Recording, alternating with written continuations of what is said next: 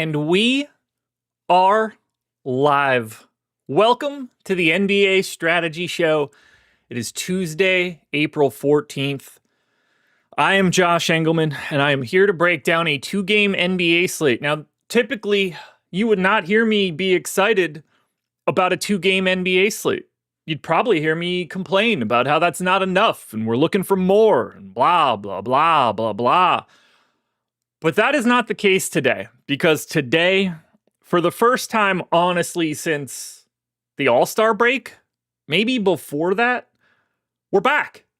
We have real basketball to talk about every single day, essentially, for the next 2 months. It's April 14th. The finals will be 2 months from now. We don't have to talk about 10 days and 2 ways and fake players. And I don't know if this guy's going to even step foot on the floor today. This guy might play 0 minutes. This guy might play 48 minutes. It's all gone. We don't have to worry about this nonsense any longer. All we have to do now is talk about real basketball. And that is exactly what I want to do today and moving forward. So hit that like button, subscribe to the channel, hit the notification bell so you know when everything goes live, and follow me on Twitter at Josh Engleman. We're here, folks. We're here. I'm in a good mood. I have been waiting for this for a while. The end of the NBA season stunk. It wasn't fun to talk about. It wasn't fun to break down. Because of DFS, it disconnected me from the top. Because you have to, in DFS, you have to pay attention to everything. You can't let anything slip through the cracks. So the shit team is important. So I feel like I missed out on the best of the best right now. But today, Miami Heat, Charlotte Hornets, 7:30 start. Interesting game. Blazers Suns, 10 o'clock start. Q-tag Jeremy Grant. Interesting start. Have I been sitting here since MLB Live before lock? I wish. It would be fun. Weird MLB slate. Just so many double dongs. I had a lineup early with Schwarber, Marte, and Arenado. And I was like, all right, well, that's a good start. And then everybody just started hitting dongs and 2 runs, and everybody had 15 runs, and it didn't matter, but got fun. It got fun. So yeah, Heat Hornets, Blazers Suns. Here's the wild part of today. Yeah, Crochet, not so much. Glad I faded. Heat Hornets. Pell Larson questionable. Drew Smith, Jovic both out. No news for the Hornets. So we're not really waiting on all that much here. And not to mention, 7:30 start, truly meaningless. We're going to get this for sure. 10 o'clock start, Jeremy Grant, Q-tag. Grayson Allen, Q-tag. Otherwise, we're good. So, nothing too crazy from an injury perspective, and we can talk about it as we break down each team. I'm going to go through each, we have all the time in the world to do this now. So if you have a question today, I promise you we will, if we don't get to it, it's because the question's not good. But we're going to get to everything. I'm so happy for this. It's hard not to be, man. We finally got basketball back. We're not looking at that. I recognize every name on the board right now. There were times over these past few weeks where I would legitimately not know who multiple dudes were, and they were the chalk. When I say I don't know who they are, I mean I'm being facetious. But today, we've got chalk $8,500 LaMelo Ball.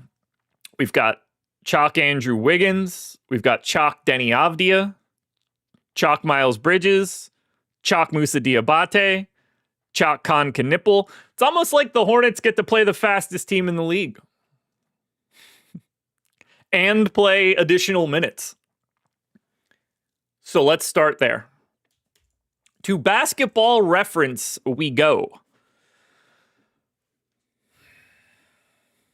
And then we head to last season. We head to April.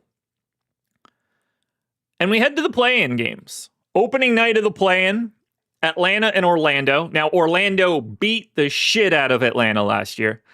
So they beat them by 25. Grizzlies-Warriors was a close game. Let's take a peek. So Atlanta-Orlando. We got 39.5 minutes out of Trae Young in that loss. The Orlando Magic guys kind of stepped on their minutes a bit. We'll talk about what that looks like in a second. But I think the Memphis rotation will also help us here with Golden State. 39 minutes out of Triple J. 39 minutes out of Desmond Bane. You got 35 out of Ja. You even got 32 out of Edey for last year. Jimmy Butler played close to 40. Steph played 38. Otherwise, nobody truly broke free, but obviously rotations get consolidated. So, like, if we want to start with... I guess we could start with Miami since they're on the road in the opener.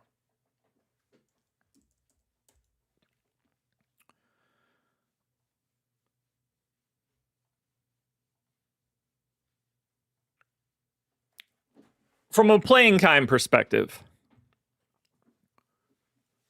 like realistically, we're going to expect Bam to be out there for at a minimum 30. Again, barring injury, barring foul trouble, like intentions heading into lock. 36 to 40 minutes on Bam. Probably something similar-ish to Tyler Hero. Now, Tyler Hero also has the, like, escape hatch of Norm Powell, which is a conversation we'll get to. Wiggins, realistically, like, we've got him around 31 minutes right now. I think that can be upwards of 36 or 37. The Powell play, to me, is the biggest minutes wild card coming out of Miami. Jaquez, to a degree, I just think he sort of always ends up in the mid-tier. Obviously, the Larson Q tag will be real big. Because if he's not in, that will force some additional value from Miami. But just thinking about it from the perspective of previous play-in games, we should expect the best, the second best, maybe the third best dude on these teams to get a little bit more playing time. In this case, I expect that to be Bam. Tyler Hero to, like, Bam for sure. Hero and Wiggins to a slightly lesser degree. Because Norm Powell really complicates Tyler Hero. Or at the very least, Larson. Because obviously, like, Norm Powell can just shoot his way into playing more than what we project.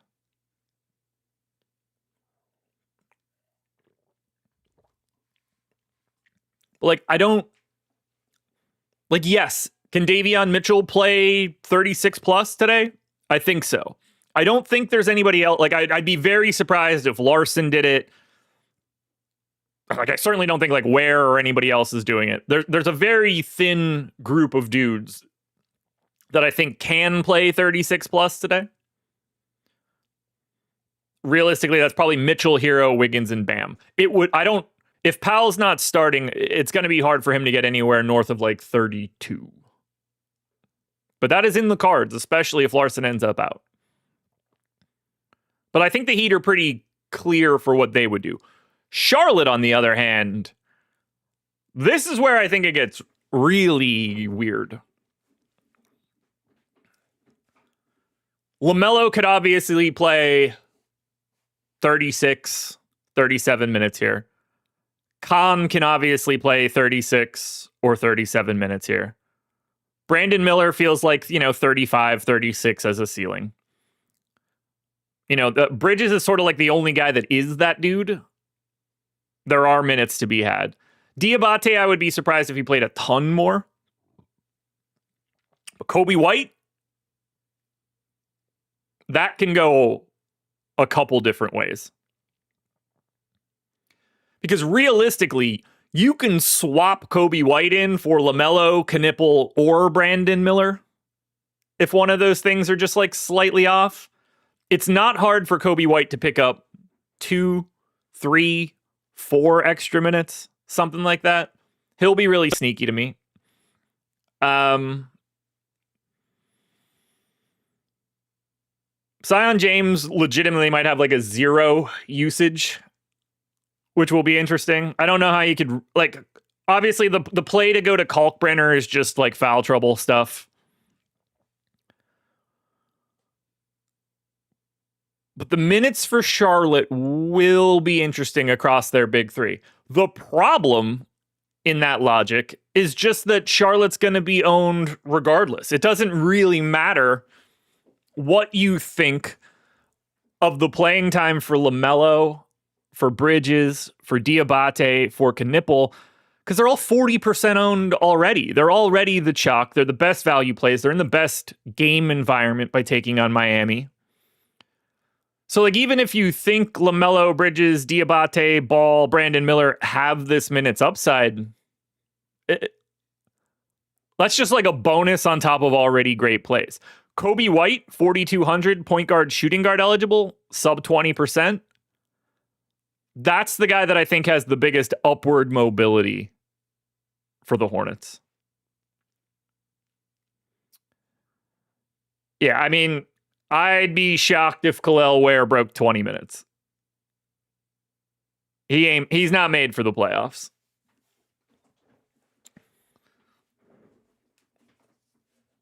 Unless his price is broken in a way that I didn't look, 4,400 is a little broken at least. But I see no... Look, it's a 2-game slate. Like, obviously, anybody that plays can be in the winning lineup today. I definitely don't like Kel'el Ware. But I don't like Kel'el Ware in, like, real life. So, it's probably that, too.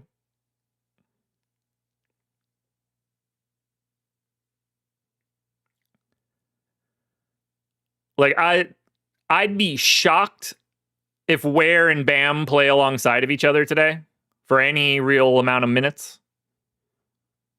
And I think it's more likely that Bam plays 40 and Ware plays 8 than anything crazy.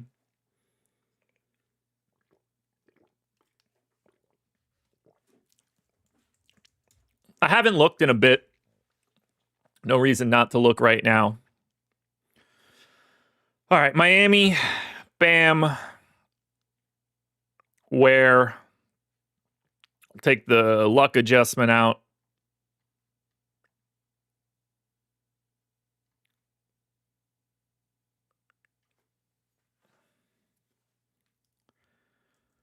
Wow, that got a lot better. I don't know when that happened. Because that was highly negative. Now, they're obviously highly negative when it's just Ware.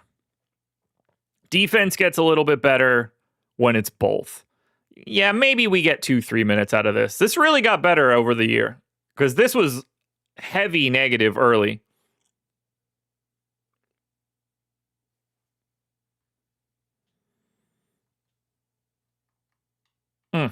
Okay.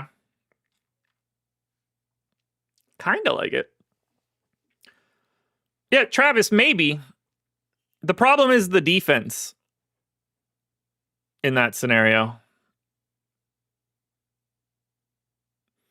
You really don't want to have Tyler Hero and Norm Powell out there together more than you have to. You want to have one of those guys on the floor at all times, but that's 2 separate points that Charlotte can pick on when he's out there. Not that Larson's like some great shakes, but that Hero Powell combo, it's pretty bad defensively, that is. But as I look at Miami, like obviously the $4,500 value on Andrew Wiggins is kind of impossible to get away from.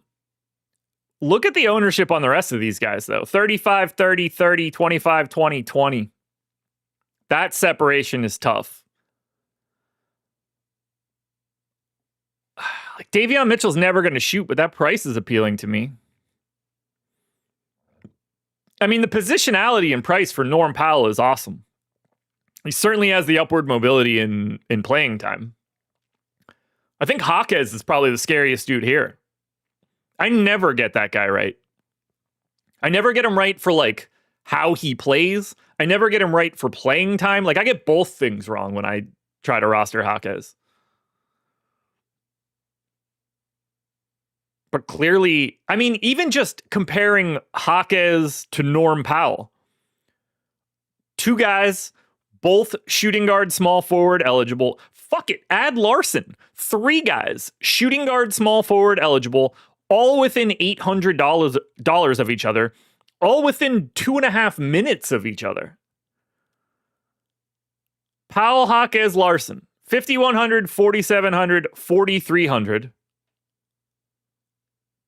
25 minutes, 24 minutes, 26. Like, good luck separating those three guys. Obviously, like, you get one, you probably like one of them less than that. Now, to be clear, I think Charlotte wins this game. At home, I think they're the better team. There is one major difference here, and that is Spo. The coaching advantage in this matchup is staggeringly huge. Now, it doesn't mean that it has to be that, but for what we know right now, there's a coaching gap. How Spo approaches this game will be interesting because he's going to do... You would think he's going to do something that we probably don't totally expect.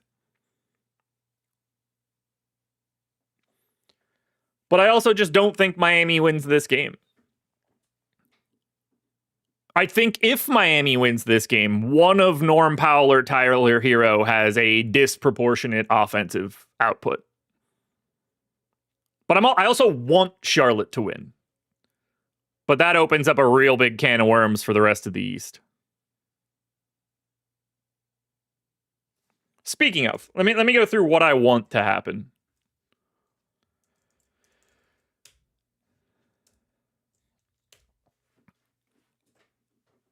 So, in a perfect world, this is what I would like to happen in the East.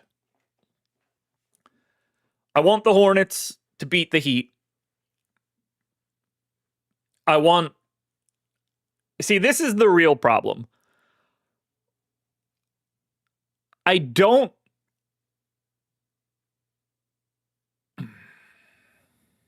What's the best way to describe it?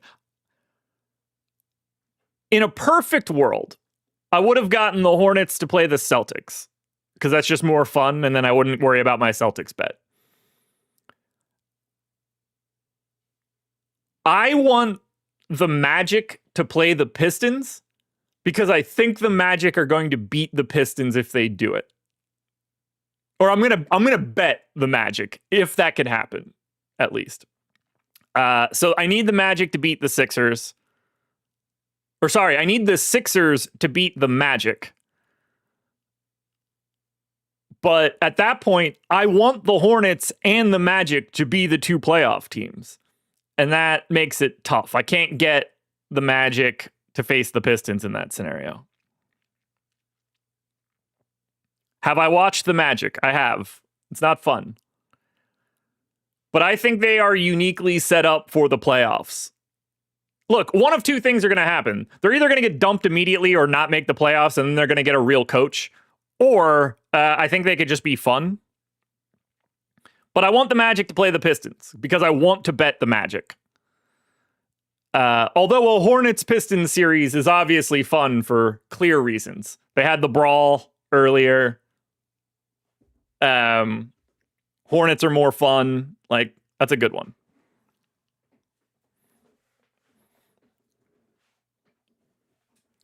But I'm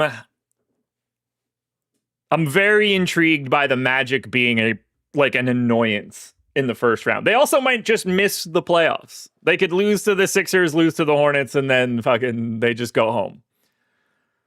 But I don't want to say they're a problem in the playoffs, but they are not a fun team to play. They've got a lot of size. They can lean defensive. They make everybody work for it. And as much as I have been standing for Paolo over the years and how it did not go well, in the playoffs, his skill set is more important than it is in the regular season.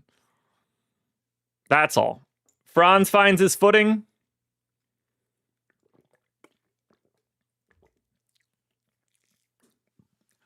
I'm going to say one statement,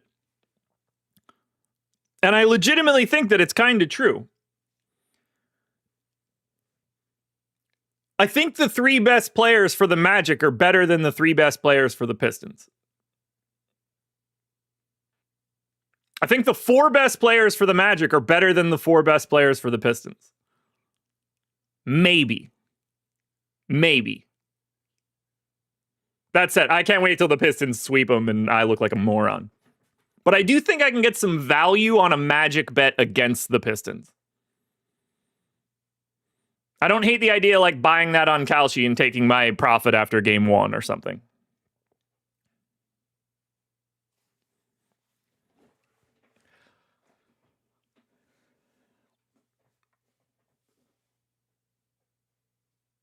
Duren better than their Holster. I mean, that's just not true. I would take Franz Wagner over anybody on either team.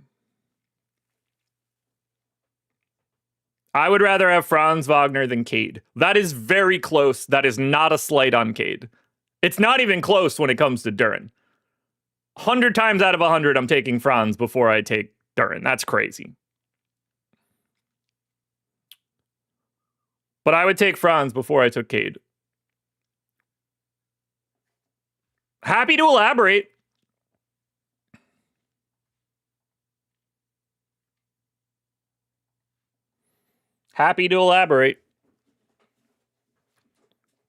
Duren, baby. Yeah, okay.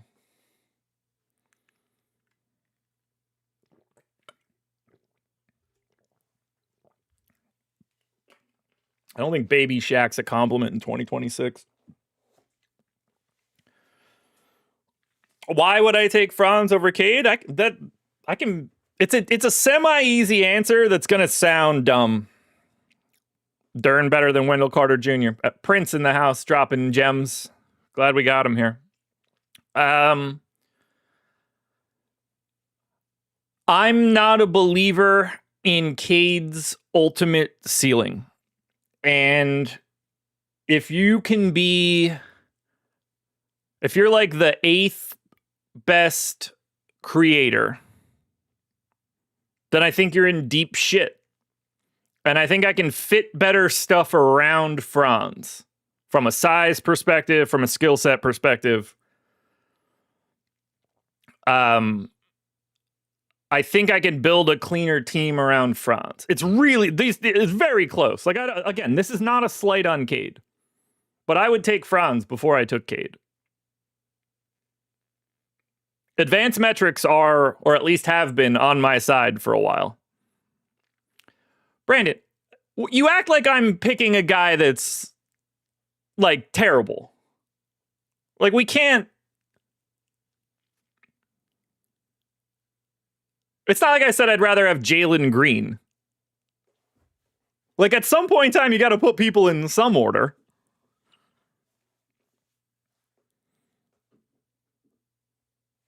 Cade will be the best player on the floor. Look, there's a scenario in that series. Again, I'm not trying to be crazy here. He could be the 5th best guy on that floor. There's a lot up in the air for both of those teams. We got to remember, the Pistons haven't done shit yet. We don't have to trust them just yet. By the way, I don't know if you guys notice what's on the screen right now in terms of ownership. It's so much in the first game. 2, 4, 6, 8, 10, 12, 14. There's 16 names on my screen. Only 5 of them are from the late game.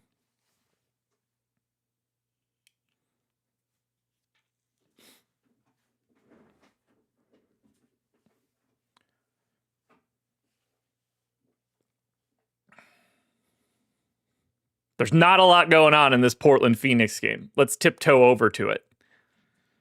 Now, the Jeremy Grant news and the Grayson Allen news will be really big here.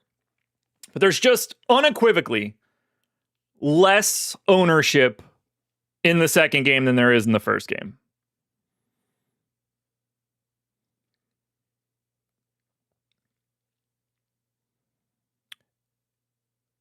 If Cade averages 11 against Orlando, they're probably going to lose that series. That's a crazy statement. They're in deep shit if Cade averages 11.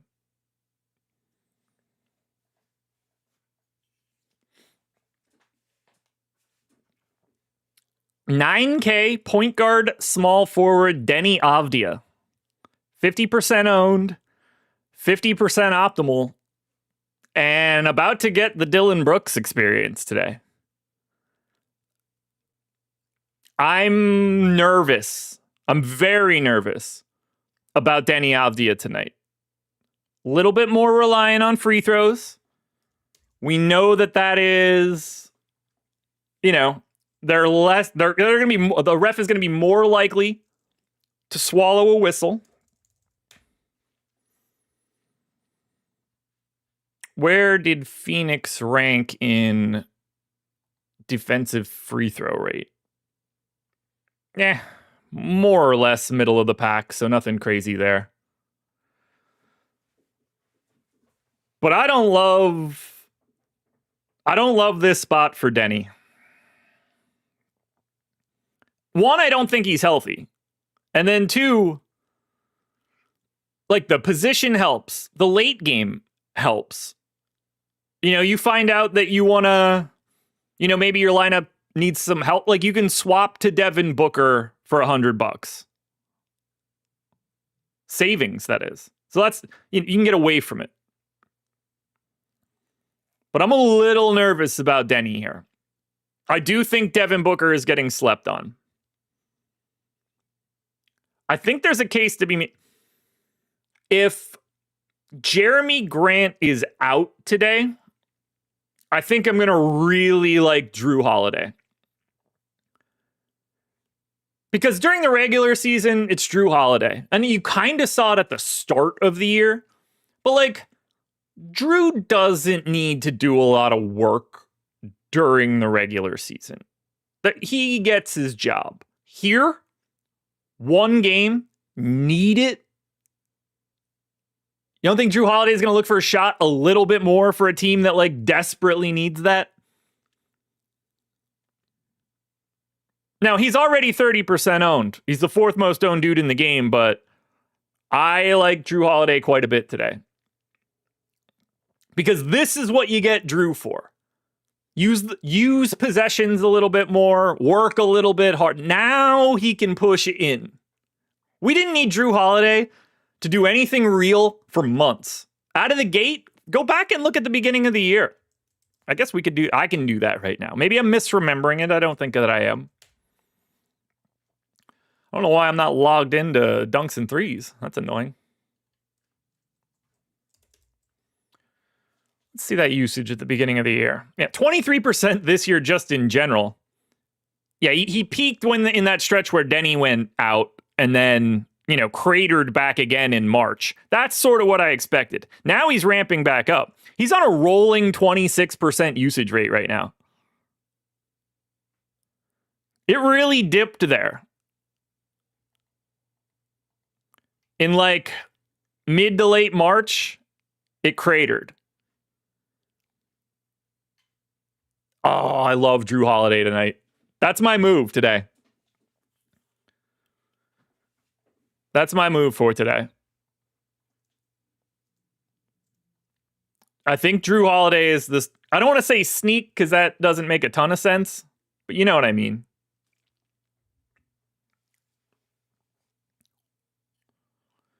Now, obviously, Grayson Allen will cause some trickle-down effects on the Phoenix side. Man, $3,800 Jordan Goodwin looks really appealing as a value option. You just might not need it from a pay up standpoint. By the way, I like Portland in this game, actually, more than I like Phoenix. Sort of just comes down to Jalen Green. If Jalen Green has a good game, I expect Phoenix to win all the time, basically. If he doesn't, I'm not really worried about him.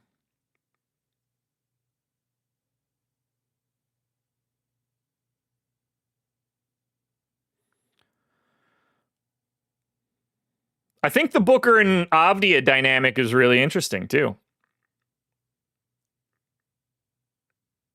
I guess if I like Drew and I'm slightly anti-Denny, I probably need to find another Portland piece that I kind of like, but pricing-wise, they're just not helpful. I mean, you figure they're going to throw Thibault out there to play some like aggressive 20 minutes of defense. Toumani Camara is just going to have to make everything he takes. I mean, Klingen's fine. I really do think it's Drew for me here. Do I think they rev Sharp up more? No-ish. I mean, more in terms of like, do I think he plays more than 16 minutes? Yeah, I do. More in terms of like, do I think he gets back to 30? No, that would surprise me. I mean, I think the dynamic between Scoot's minutes and Sharp's minutes are interesting. And again, all of this comes down to Jeremy Grant. Like, do I think Shaedon Sharp plays more today if Grant doesn't play? Of course. Of course. So that Jeremy Grant news will really impact guys like Shaedon Sharp, guys like Matisse Thybulle, Chris Murray, if you want to get like super weird. But the more I'm looking at this, the more I feel like Drew Holiday is that dude. Drew Holiday played 38 minutes against the Nuggets 8 days ago. Why won't he play 38 today in a competitive matchup? Spoiler, he will, I would imagine.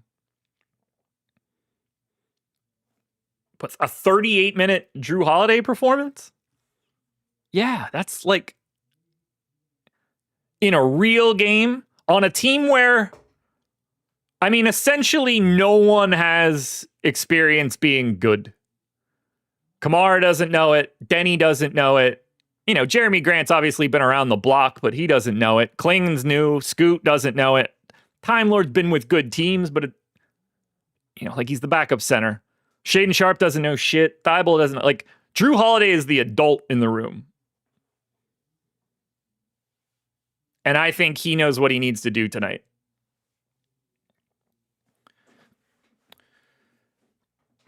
Steven, no, not necessarily. Just because of playing time. Like, it's not like Portland's going to be looking at it and thinking, oh, we got to get Blake Wesley out there. I think I just like Drew no matter what.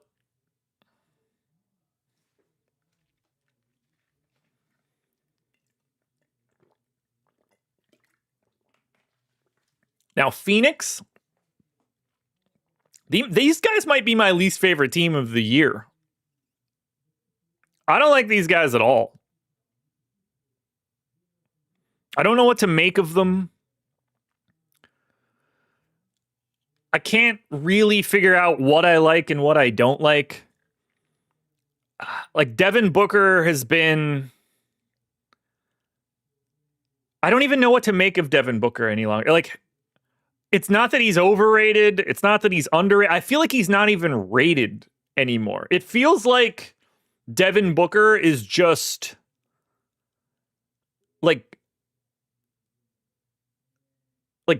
I can't figure. He's a superstar, but he's not. But he is. But he isn't. I mean, he's 1,000,000% not a top 5 guard. He might not even be a top 15 guard. I don't know what he is anymore. That said, mildly interesting option tonight, given the fact that he's 33% owned. Like, in this matchup, we have him at 1.08 fantasy points per minute. That's not good.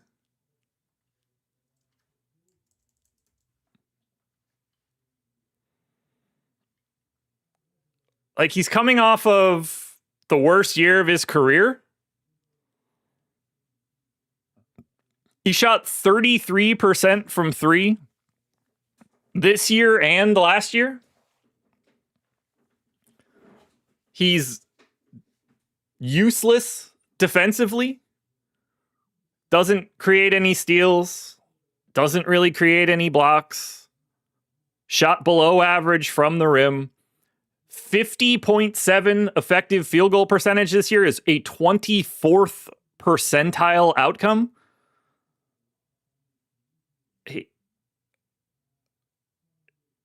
He might be one of the most overpaid dudes in the league. I don't say that because I don't like him.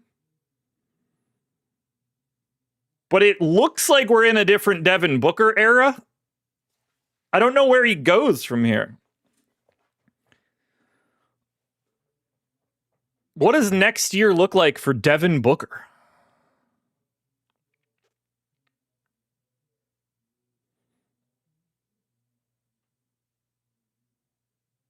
Like, he was really inefficient this season. Now, don't get me wrong. He doesn't have a ton of help. I don't like defensively, the team works hard. Like, he's part of a good ecosystem. But what does he do? He doesn't he doesn't rebound. He doesn't get steals. He doesn't get blocks. He turns the ball over. Obviously, great creation, and he can get his own shot, but that shit doesn't go in anymore. I don't know. What is Devin Booker these days? Tricky question. Today, I think he's the second most expensive guy on the slate. Why? Why is Devin Booker more expensive than Bam Adebayo today? Why is Devin Booker, I guess playing time, but why is Devin Booker more expensive than LaMelo Ball? Playing time, I guess, but I got a hard time wanting to pay $8,900 for Devin Booker here today. Now, don't get me wrong.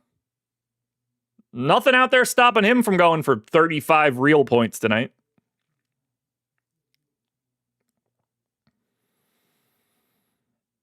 But he is $8,900. I just look at this.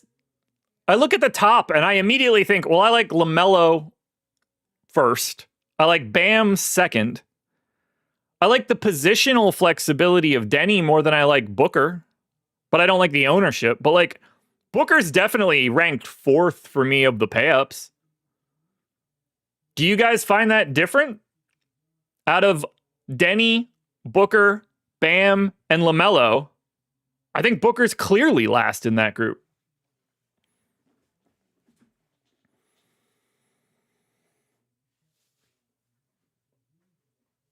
Yeah, obviously he can break a slate at his best. Booker or Curry, it's Curry by miles. It's been Curry every year forever.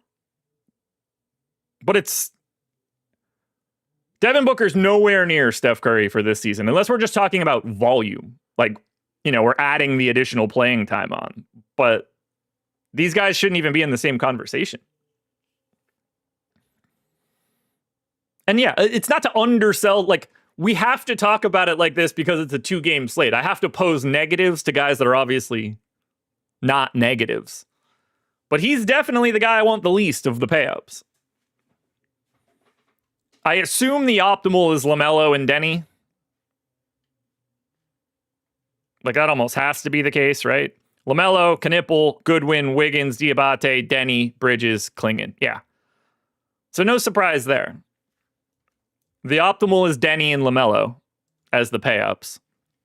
Just out of curiosity, what does it take if I put Booker in? What's the optimal around Booker?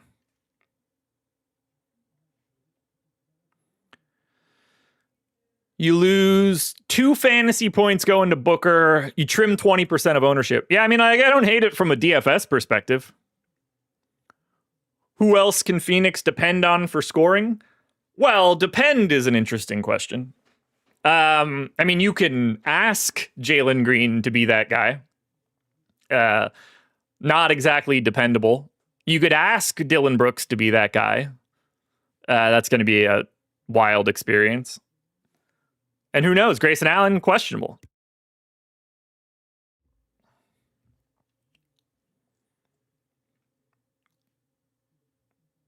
Ooh. All right, now that we're 40 minutes in, I got one thing to talk about for you guys. I've been sitting on this for the entire show. Y'all ready?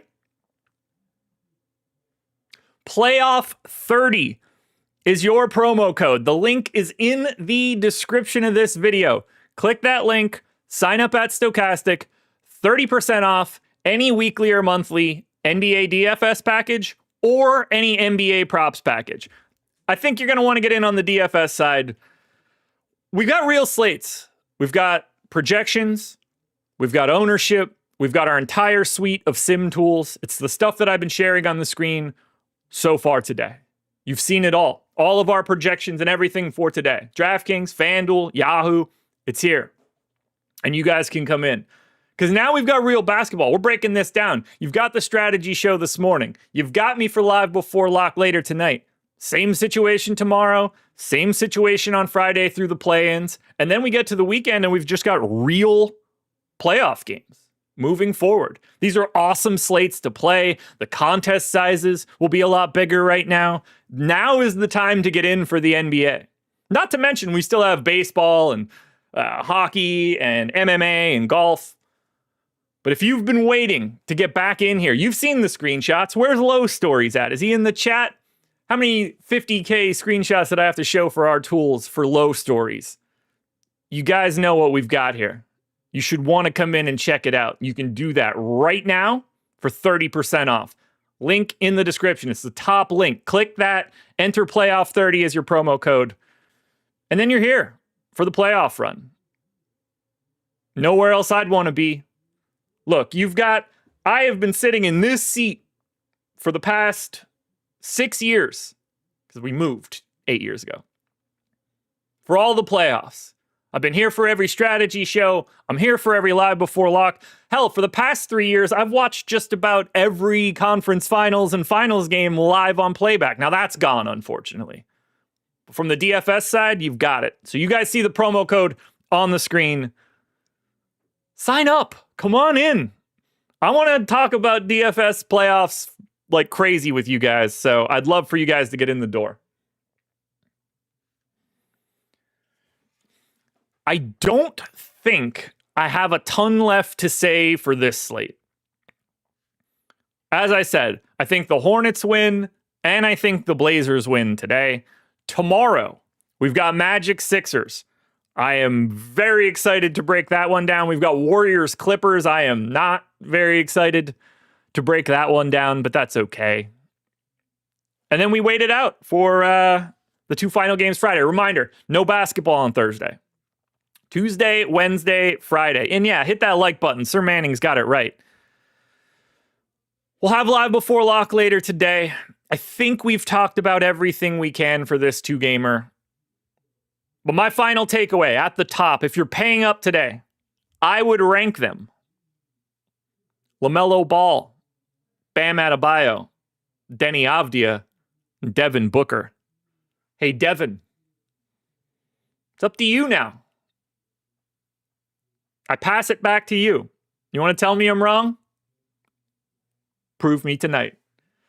Sign up, Playoff 30, code in the description. MLB Strategy Show coming up with Laffy in an hour and 15 minutes. Good luck, everybody.